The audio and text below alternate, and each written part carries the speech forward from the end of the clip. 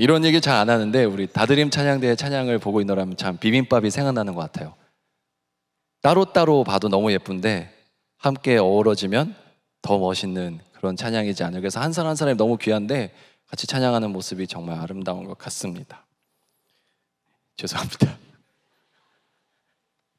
예. 오늘 그 말씀 제목은 여러분이 평소 교회에서 좀 많이 들으시는 말과는 정반대 말이죠. 걱정하지 마세요가 아니라 보통 교회에서는 걱정하지 말라, 두려워하지 말라, 근심하지 말라 이런 말을 많이 하는데 오늘 제목은 오히려 걱정하세요, 걱정 좀 하세요라니. 이게 무슨 뜻일까? 사실은 오늘 여러분과 이 걱정에 대해서 우리 삶의 근심거리들에 대해서 한번 이야기를 나누고자 합니다. 자, 말씀을 이런 걱정 안 해요. 네, 잘 말씀을 시작하면서 제가 그래서 여러분께 한 가지 질문을 좀 드리고 싶습니다. 그것은 바로 지금 요즘 내 삶의 가장 큰 걱정은 무엇입니까? 인데요. 한번 지금 잠깐 핸드폰을 꺼내셔도 좋고 적으셔도 좋고 한번 잠깐 적어 보시겠어요? 네, 요즘 내 삶의 지금 여러분 삶의 가장 큰 걱정은 무엇일까요? 한 가지만 적지 않으셔도 됩니다. 한 3가지, 5가지 정도만 적어보셔도 좋을 것 같아요. 예. 저도 좀 생각 좀 해볼게요.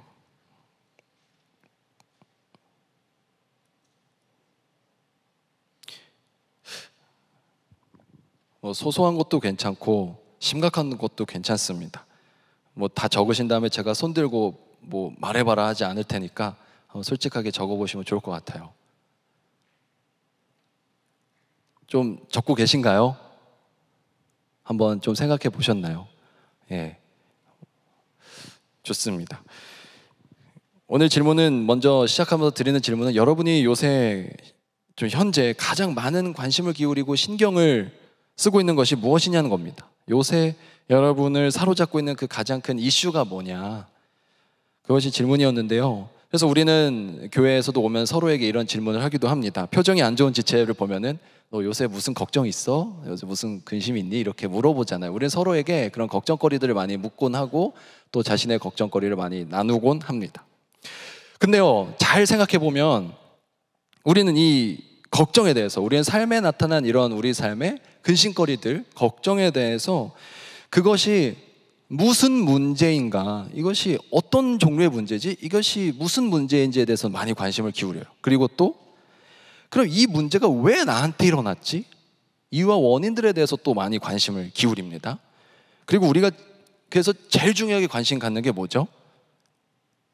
결국엔 어떻게 해결을 할지에 대해서 또 많은 관심을 갖게 돼요. 여러분들이 아까 적어보신 근심에 대해서, 걱정에 대해서 우리는 3가지 측면을 많이 생각합니다. 이게 도대체 무슨 걱정이지?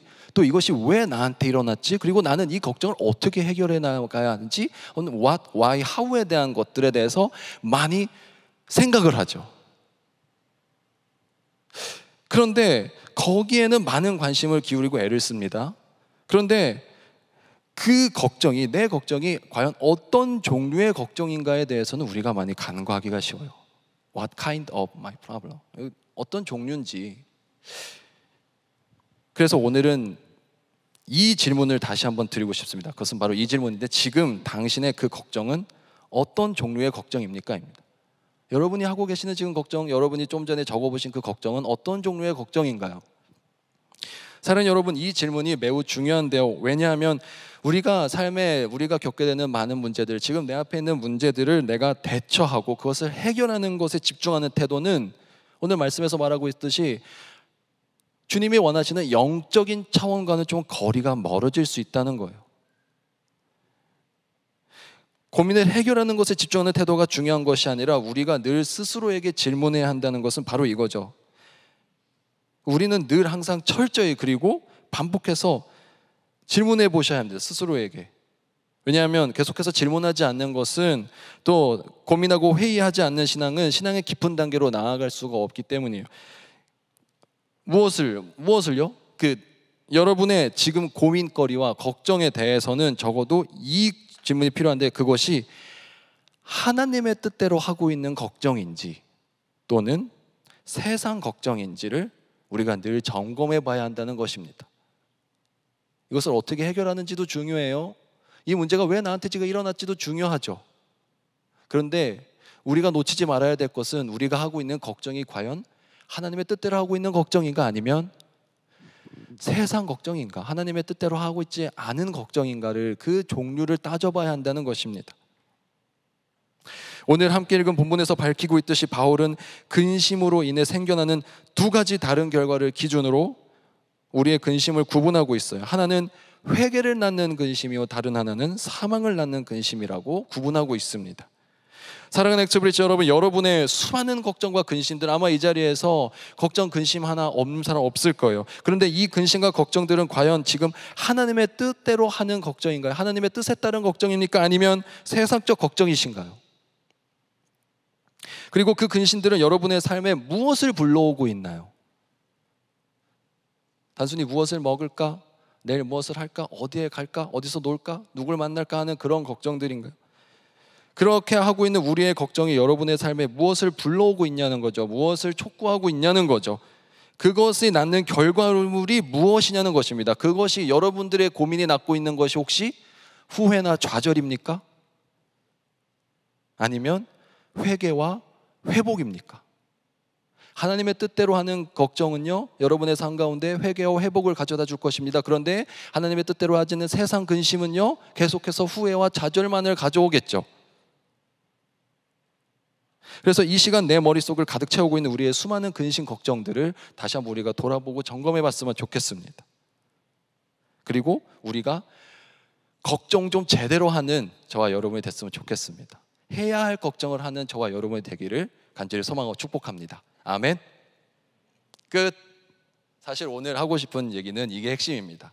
근데 이렇게 너무 빨리 끝나면 안 되기 때문에 이제 천천히 한번 얘기를 같이 해보도록 하겠습니다. 이 두 가지 근심에 대해서 우리가 누구나 한 번쯤은 어떤 말을 해보고 후회하신 경험이 있을 거예요. 아, 이건 내가 좀 심했나? 아, 내가 괜히 말했나? 하는 그런 경험이 있을 겁니다. 그런 생각들이 들어서 내가 이 말을 다시 주워 담고 싶었던 적이 한두 번쯤은 다 있으실 겁니다. 지금 말씀 가운데 이 바울의 상황이 딱 이러했었습니다. 그는 고린도 후서를 기록하기 전만 해도 마음이 사실 참 좋지 않았어요. 매우 어려웠어요. 왜냐하면 그의 사도권에 대한 계속된 공격, 시비가 있었고, 그리고 그 교회는 음행을 비롯한 너무나도 많은 문제를 갖고 있었어요. 문란하고 경건되지 못한 모습들, 그리고 분파주의로 인해서 분쟁하고 편이 나눠져 있어서 정말 골치 아픈 문제들이 많이 있었습니다. 분열되고 교만하고 신앙생활 어떻게 해야 될지도 모르고 답이 없는 정말로 문제투성이의 교인들, 생각만 하면 머리가 아프고 정말 지끈지끈했을 거예요. 그런데 그런 총체적 난국 가운데서도, 그 가운데서 특히 바울을 힘들게 했던 것은 처음에 말한 사도권에 관한 부분이죠. 자신을 인정하지 않는 거예요. 내가 개척했는데. 그 고린도 교회를 개척했던 그 자신, 사도 바울에 대한 공격, 그 영적 권위에 대한 불순종과 같은 부분이 큰 문제였습니다. 그래서 편지를 쓰게 되고 많은 근심을 하게 됐는데 8절에서 바울은 다음과 같이 말하고 있습니다. 함께 읽도록 하겠습니다. 그러므로 내가 편지로 너희를 근심하게 한 것을 후회하였으나 지금은 후회하지 아니함은. 아멘. 바울은 오늘 우리가 함께 읽은 이 고린도 후서 전에 하나의 편지를 또 썼어요. 지금 남아있지는 않지만 내용을 충분히 짐작해서 미뤄볼 수 있습니다. 왜냐하면 그 앞뒤 전후의 맥락을 살펴보면 그 편지는 고린도 교회 교인들이 근심하게 할 정도로, 굉장히 신경을 많이 쓰게 할 정도로 매우 무거운 내용이었던 것으로 보여져요. 그것은 많은 문제를 겪고 있었을 뿐만 아니라 사실 많은 문제를 갖고 있었던 그 고린도 교회 교인들을 향해서 그 책망하는 편지였기 때문입니다. 그렇게 하면 안 된다, 이제 그렇게 하지 말고 돌아오십시오, 회개하십시오 하는 혼내는 내용의 편지를 써놓고 바울이 어떻게 마음이 편했겠어요. 그래서 마음이 많이 어려웠습니다. 그러나 바울은 오늘 이 8절에서 자신이 그들을 비록 근심하게 언어적으로 했을지라도, 비록 뭐뭐 했을지라도 이제는 내가 그것을 후회하지 않습니다 라고 말하고 있어요. 물론 바울은 처음에는 이 엄중한 심각한 분위기의 편지를 보낸 것을 후회했습니다. 왜냐하면 자신이 보낸 이 편지로 인해서 초래될 결과를 확신할 수 없었기 때문이에요. 만약에 바울의 이러한 호소나 책망하는 내용이 그 고린도 교회 교인들한테 제대로 받아들여지지 않고, 이 쓴소리를 제대로 받아들이지 않고 뱉어버렸다면, 그냥 반감만 불러일으키고 더 심각해졌다면 바울과 고린도 교회의 관계는 더욱 소원해졌을 거예요. 그리고 바울은 아마 이제 다시 가기도 어려워졌을 것입니다. 매우 불안했을 거예요. 이거 내가 괜한 말을 했나? 전송 취소할 수도 없고 모두 채팅방에서 삭제할 수도 없고 이제 이거 이미 갔는데, 이미 읽었을 텐데 하는 걱정이 많이 있었을 겁니다. 그런데 다행히 바울이 디도를 만나게 되면서 그 고린도 교회 소식을 접하게 되고, 그 고린도 교회의 그 사람들이 그 편지를 읽은 다음에 진심으로 통회하면서 마음을 바꾸었다는 기쁜 소식을 접하게 돼요. 할렐루야, 다행이죠. 그래서 8절에서는 내가 지금은 후회하지 않는다 이렇게 말을 하면서 9절에는 그럼 내가 지금 어떠한가, 내가 지금 기뻐한다라고 오히려 바꿔서 이야기하고 있습니다. 8절과 9절을 같이 보시면 나는 지금 후회하지 않는다, 그리고 나는 기뻐한다, 이렇게 내용이 정리가 돼요. 9절 말씀 함께 보겠습니다. 내가 지금 기뻐함은 너희로 근심하게 한 까닭이 아니요, 당연하겠죠, 도리어 너희가 근심함으로 회개함에 이른 까닭이라, 이렇게 말을 하고 있습니다. 아멘. 바울은 자신이 지금 기뻐하고 있는 이유는 바로 고린도 교회 교인들의 근심과 고통이 과거에 그들이 바울을 반대한 것에 대한 회개로 이제 이어졌기 때문이에요. 근심이 곧 회개로 이어졌기 때문에 기뻐한다라고 말합니다. 고린도 교회 교인들은 근심으로 인해서 자신들이 영적으로 그 도전을 받게 되고 근심하게 하면서 회개할 수 있었고, 바울은 그 모습을 통해서 많은 위로와 기쁨을 얻게 됩니다. 그것이 지금 이 고린도후서 본문의 맥락이에요. 근데 그러면서 중요한 표현 하나가 나와요. 중요한 표현 하나가 나오는데 바로 9절 말씀에 하나님의 뜻대로 근심하는 것, 하나님의 뜻대로 근심하는 것이란 표현이 나옵니다. 그러니까 즉 고린도 교회 교인들이 적어도 이때 했던 근심 걱정은 조금 달랐다는 거예요. 특별했다는 거예요.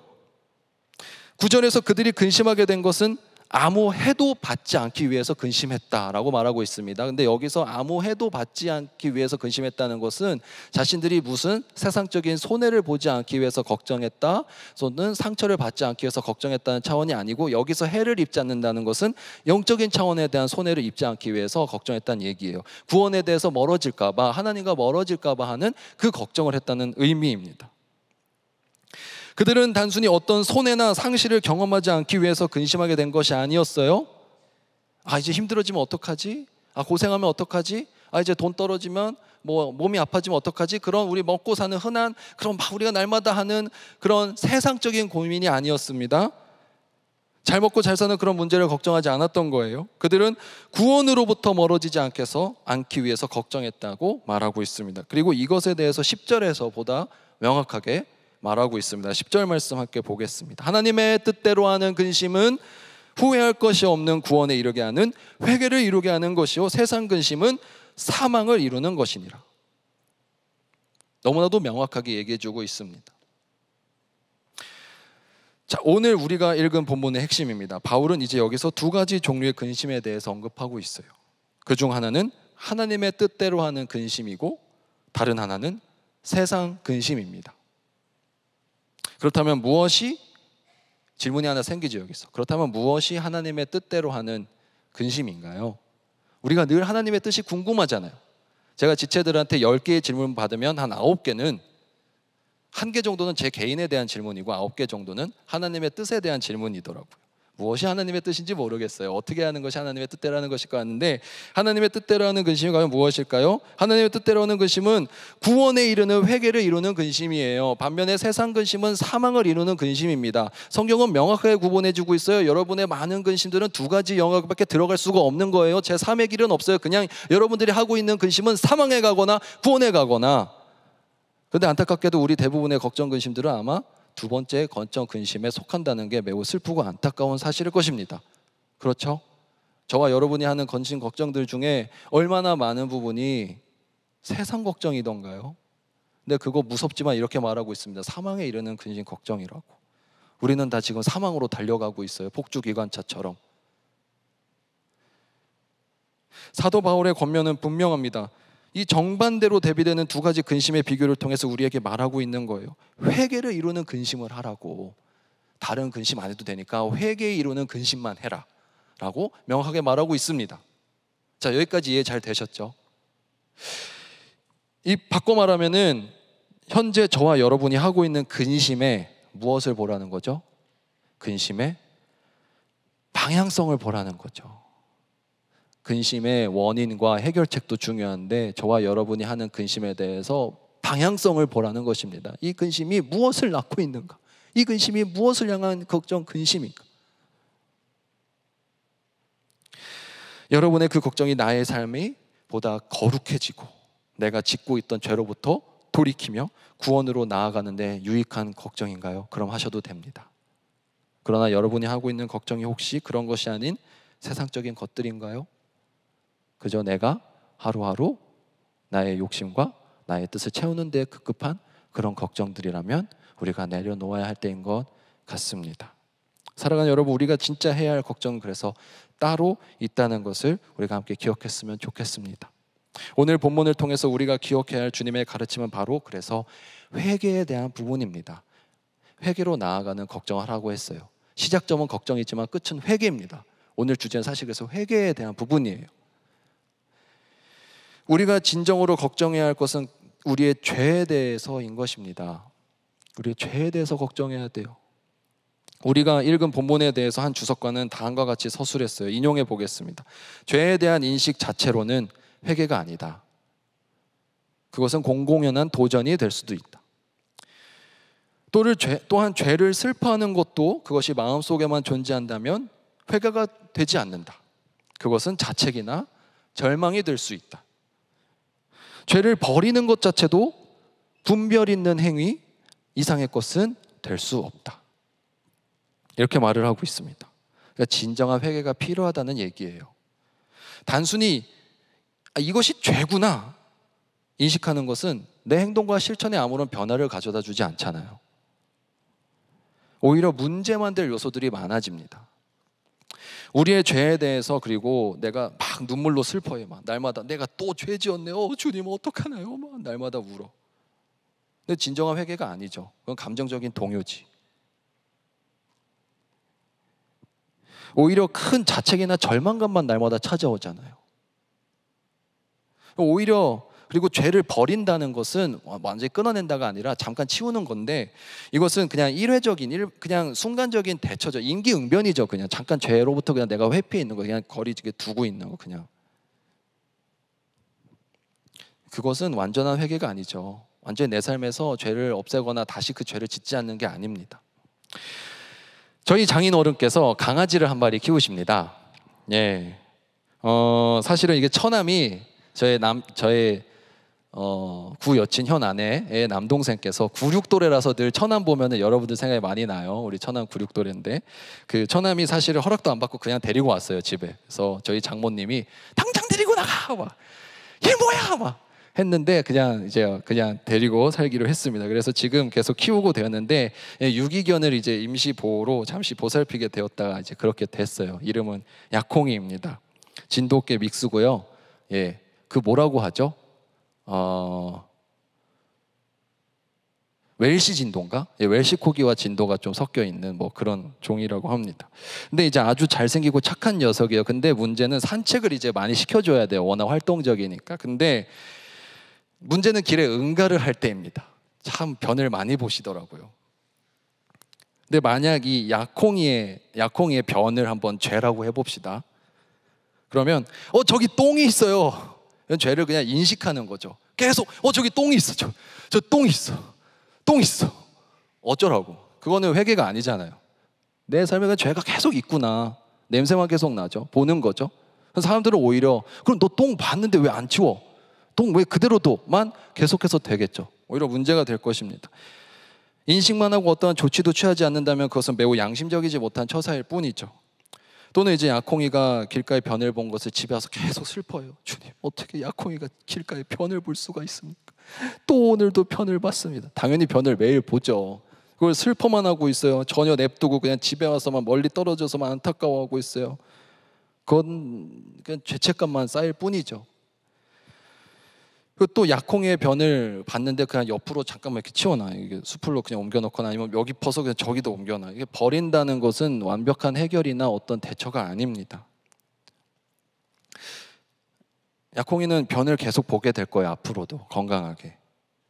우리도 마찬가지로 계속해서 죄를 짓을 수밖에 없죠. 우리는 부족한 존재잖아요. 근데 그럴 때마다 이것을 잘 치우고 싸움에서 완전히 처리하고, 우리도 또한 죄를 다시는 그렇게 짓지 않도록 해야지만 그것이 진정한 회개인 것 같습니다. 사랑하는 엑소브리지 여러분, 우리는 이 회개를 이루는 근심이라는 것은 단순히 죄를 인식하는 게 아니에요. 그냥 내 삶에 죄가 있구나, 그것은 제대로 회개를 이루는 걱정이 아닙니다. 그리고 죄를 그냥 슬퍼하고만 있는 것도 회개를 이루는 근심 걱정이 아니에요. 죄를 단지 잠깐만 치워놓는 것도 회개를 이루는 근심 걱정이 아닙니다. 여러분, 진정한 회개를 이루는 근심 걱정은 그 죄로부터 완전히 치유받아야 되는 것이에요. 완전히 자유로워지고 돌이켜야 되는 것이 진정한 회개를 일으키는 근심의 과정인 것입니다. 생명을 획득해야 되는 과정이에요. 그런데 우리는 늘 하나님의 뜻대로 하는 걱정이 그런 걱정이 아닌 세상적인 걱정에만 주로 관심을 기울이며 살아가는 것일까? 왜 그럴까요? 생각을 많이 해보게 되더라고요. 사랑하는 엑소브리지 여러분, 지체들을 만나서 이야기를 나누고 고민을 들어주면서 함께 상담하고 이야기 나누다 보면 우리 걱정과 관련해서 이 근심에 대해서 여러분들이 가장 많이 저에게 해주시는 말이 있어요. 그것은 하나로 요약해보면 바로 후회에 대한 두려움이더라고요. 걱정과 함께 항상 오는 게 내가 이것을 후회하게 되면 어떡하지라는 것에 대한 그 두려움이 너무 커요. 여러분들 모두가 후회를 두려워하더라고. 근데 이것을 고민하는 한 우리는 후회하지 않을 것입니다. 오늘 성경에 그것을 약속해 주고 있어요. 이것을 고민하는 한 우리는 후회하지 않는다. 무엇인가를 함에 있어서 결정하고 나아가는데 만약 잘못 선택한 것이면 어떡하지? 내가 잘하고 있는 것이 맞을까? 이런 고민들이 참 많습니다. 왜냐하면 그리고 나서 기회가 나한테 다시 안 올까 봐, 내가 이걸 복구하지 못할까 봐, 다시 돌이키지 못할까 봐, 나중에 손댈 수 없을 정도로 망가져 버릴까 봐, 내 삶이나 마음이나 내 관계나 내 학교나 직장이. 그래서 너무나도 이 후회할까 봐 두렵고 무섭고 걱정이 되는 여러분들의 마음, 사실 저도 100번 이해됩니다. 저도 나약한 사람이라 그런 후회하면 어떡하지에 대한 걱정이 있어요. 근데 그렇기 때문에 오히려 더욱 우리가 붙들고 늘어져야 될 문제는 그래서 세상 근심이 아니라 하나님의 뜻대로 하는 근심 걱정이 된다는 것입니다. 왜냐하면 하나님의 뜻대로 하는 걱정 근심에만 후회가 없기 때문이에요. 세상 근심 걱정 아무리 대비하고 아무리 노력해도 후회가 따라올 수밖에 없습니다. 완벽한 곳이 아니기 때문에. 애초에 설계 자체가 완벽한 곳에 기반을 두고 있지 않은데 어떻게 거기서 후회가 없을 수 있겠습니까? 문제도 이미 불완전하고 해답도 불완전할 텐데. 우리 10절 말씀을 다시 한번 살펴볼까요? 고린도후서 7장 10절에서 두 가지 유형의 근심을 대비시키고 있는 것은 성경에 그 에서의 마음과 에서의 근심과 다윗의 근심을 좀 떠올리게 하는 것 같습니다. 세상 근심이 이제 에서의 좀 걱정의 좀 대표가 되는 것 같아요. 장자의 축복을 놓친 에서가 마음에 근심을 갖게 돼요. 나한테는 축복이 없습니까? 나 이제 어떡하지? 근데 그가 하는 걱정은 세상적 근심이었어요. 왜냐하면 그의 마음 가운데는 내가 동생을 죽여야 되겠구나, 내가 이거 다시 어떻게든 뺏어야 되고 복수하는 마음들이 생겨날 뿐이었잖아요. 그에게는 어떠한 변화도 일어나지 않습니다. 오히려 악화만 되어갈 뿐이었어요. 그런데 반면 다윗이 하는 걱정을 한번 바라보겠습니다. 다윗은 밧세바를 향해서 음욕을 품게 된 자신의 죄를 인정해요. 그 결과 하나님의 은총을 회복하게 되는 은혜를 누립니다. 또한 10절의 대비는 신약 말씀에도 나타나죠. 가롯 유다의 걱정과 베드로의 걱정이 이 세상 걱정과 하나님의 뜻대로 하는 근심 걱정에 좀 대비가 되는 것 같아요. 유다는 어떻게 됐죠? 가룟 유다는 예수 그리스도를 배신했다는 죄책으로 인해서 걱정은 하지만 그 걱정은 하나님께로 돌이키는 회개를 위한 걱정이 아니었어요. 내가 어떻게 이 죄책감을 어떻게 감당할까 해서 감당해내지 못해서 결국 스스로 목숨을 끊게 되는 사망으로 이르러가는 걱정 근심이었습니다. 그의 반면에 베드로는 주님을 부인하는 커다란 실수를 했음에도 불구하고 그 실패를 경험하고도 다시 회복하여 일어났던 것을 우리는 말씀을 통해 보게 됩니다. 성경에는 이렇듯 많은 인물들이 세상 근심을 하는 사람들과 하나님의 뜻대로 하는 걱정하는 사람들로 구분되어질 수 있습니다. 많은 분류법이 있겠지만 오늘 말씀에 따라서는 그렇게 구분을 해볼 수 있을 것 같습니다. 그렇다면 여러분들은 어느 편에 서고 싶으십니까? 계속해서 세상 근심만 하면서 살아가는 삶이 되고 싶으신가요? 아니면 하나님의 뜻대로 근심하는 삶을 살고자 원하시나요? 그런데 우리 10절 말씀을 다시 한번 주의 깊게 살펴보면 좋겠는데요. 10절 말씀에 아까 다루지 못한 부분이 있습니다. 하나님의 뜻대로 하는 근심은 함께 읽겠습니다. 무엇이 없다? 후회할 것이 없는. 하나님의 뜻대로 하는 근심은 구원에 이르게도 하고요, 회개를 이루는데 이 중요한 부분을 놓치면 안 되겠더라고요. 하나님의 뜻대로 하는 근심에는 후회할 것이 없다는 것이 사실 오늘 말씀의 가장 중요한 부분이에요. 사랑하는 여러분, 이 말씀 믿어지십니까? 여러분, 후회할 것이 없대요. 여러분, 후회할 일 없대요. 믿고 나아가 보시겠어요? 우리 근심 걱정들 떨쳐내지 못하는 이유는 후회할까 봐 두려워서잖아요. 세상 근심 걱정들은 늘 후회에 대한 두려움이 떨쳐낼 수가 없지만 하나님의 뜻대로 하는 근심은 후회가 없다니까요. 말씀이 약속하고 있습니다. 여기서 바울은 구원에 이르게 하는 이 회개에 대해서 후회할 것이 없다라는 수식어를 붙이고 있어요. 근데 무엇을 후회하지 않는다는 것일까? 하나님의 구원하심에는 하나님이 후회하지 않는다는 것일까? 아니죠. 교인들이 구원받는 것을 자신들이 후회하지 않는다는 것일까요? 아니죠. 후회하지 않는다는 것은 지금 걱정, 근심했던 자신 바울이 이제 나는 후회하지 않을 것입니다라고 고백하고 있는 차원이에요. 근심함으로 회개를 이루게 한 과정에 대해서 자신이 이제 후회함이 없다. 사랑하는 여러분, 하나님의 뜻대로 근심하며 나아가는 자들에게는 후회함이 없어질 것입니다.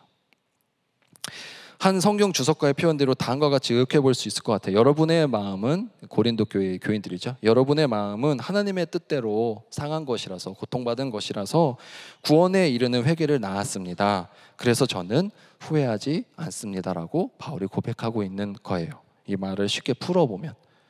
그래서 이 구절은 오늘 본문 8절 말씀과 짝을 이루죠. 오늘 8절에서도 후회하지 않는다라고 말하고 있어요.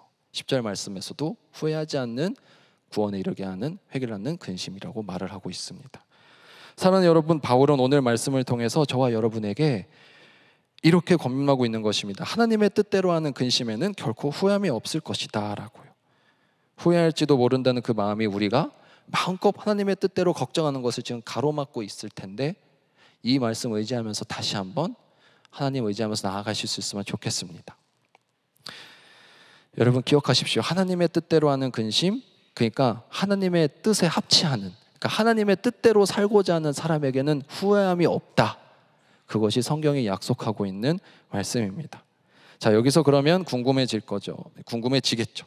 도대체 하나님의 뜻대로 하는 근심이라는 것이 무엇을 걱정하는 것인가? 하나님의 뜻대로 하는 걱정은 뭐를 걱정하는 걸까요? 다시 다윗의 이야기로 가보겠습니다.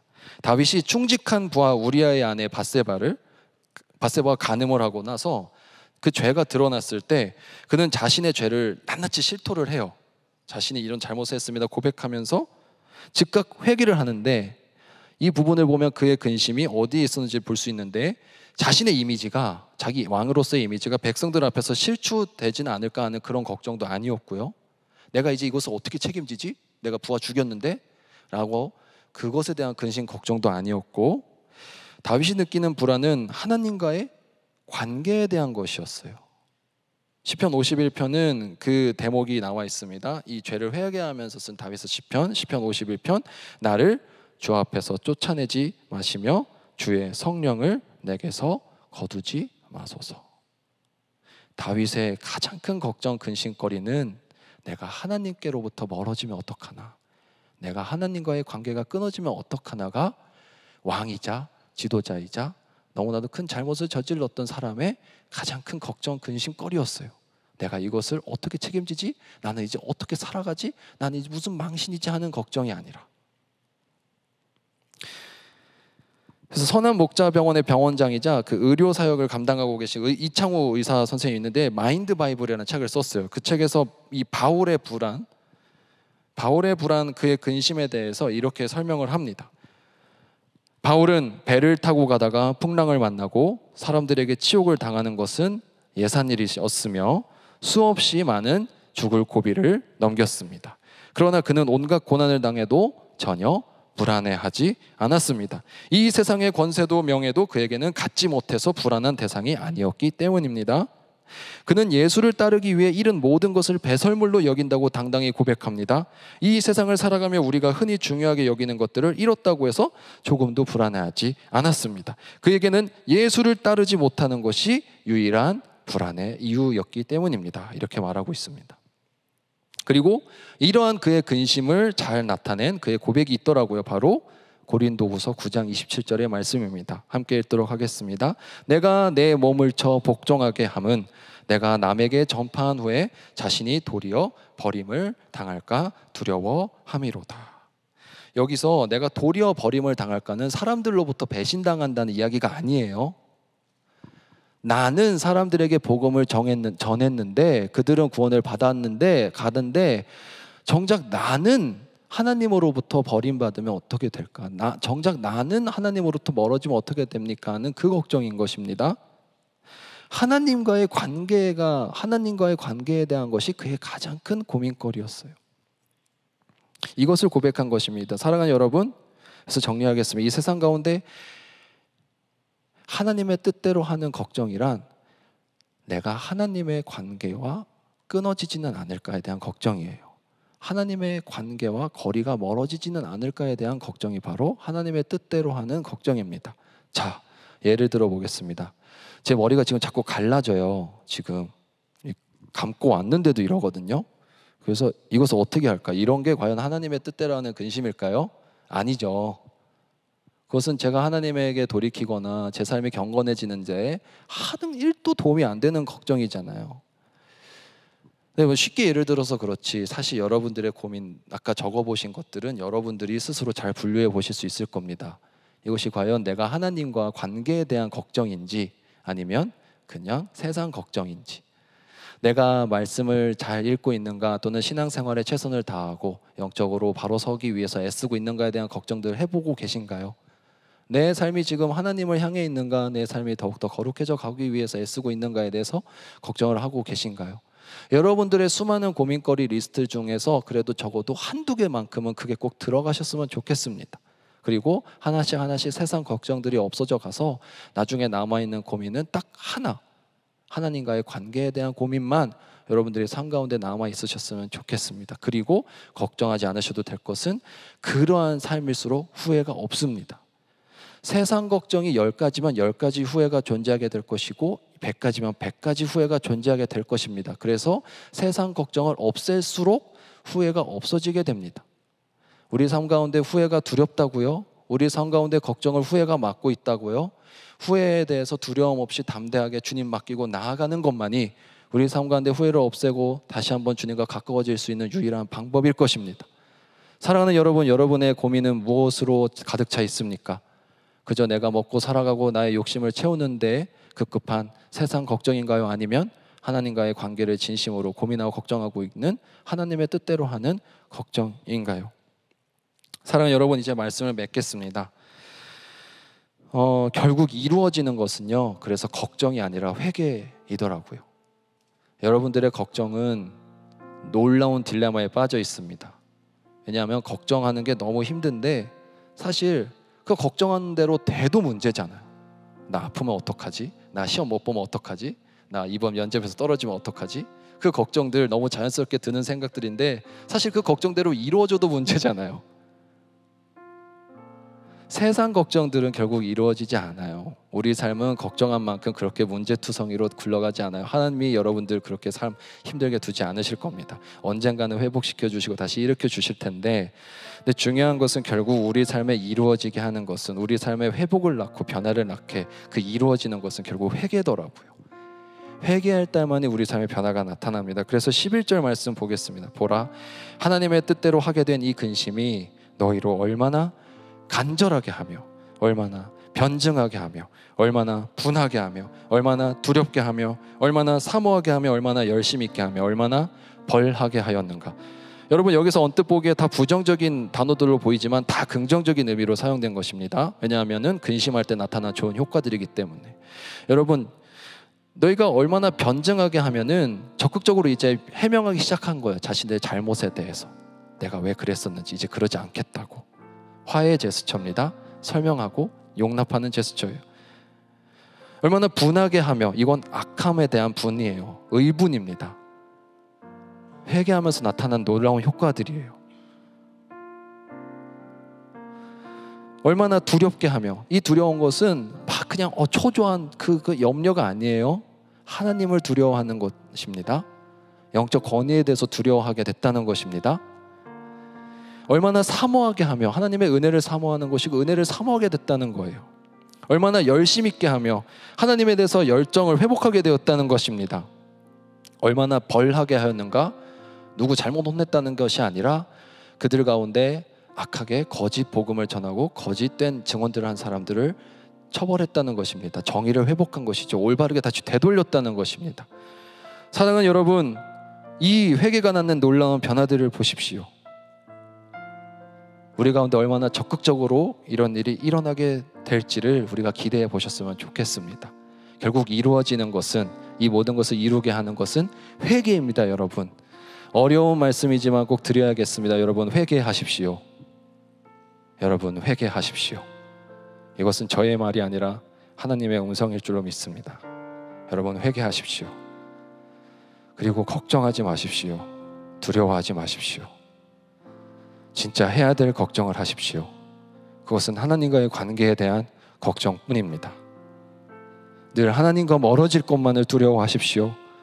사람들과 멀어지는 것을 두려워하지 마시고, 문제에 넘어질 것을 두려워하지 마시고, 실패할 것을 두려워하지 마시고, 아플 것을 두려워하지 마시고, 고난당할 것을 두려워하지 마시고, 외로워질 것을 두려워하지 마시고, 오직 두려워해야 될 것은 하나님과 멀어질 것을 두려워해야 될 줄로 믿습니다. 여러분들 가운데 모두 그런 걱정으로 다음 주 이 시간에 봤을 때 하나님과 그래도 한 발짝 더 가까워지는 저와 여러분이 되기를 진심으로 소망하고 축복합니다.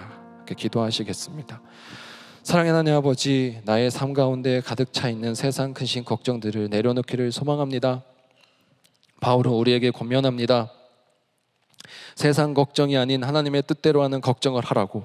그리고 그 걱정은 내가 하나님과 멀어지지는 않을까에 대한 걱정인 것을 오늘 말씀을 통해서 보게 됩니다.